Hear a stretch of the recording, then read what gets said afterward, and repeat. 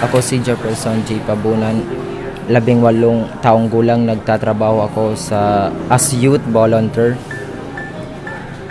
Tinutulungan ko po yung mga kabataan upang ibahagi yung mga impormasyon na hindi pa po nila alam, at para po ito sa kanila upang yung halimbawa po yung pagkakaroon po ng pagbabago sa katawan. So karamihan po sa kanila hindi po alam kung ano po ito, kung ano po ba yung purpose nito sa pagbabago sa kanilang katawan.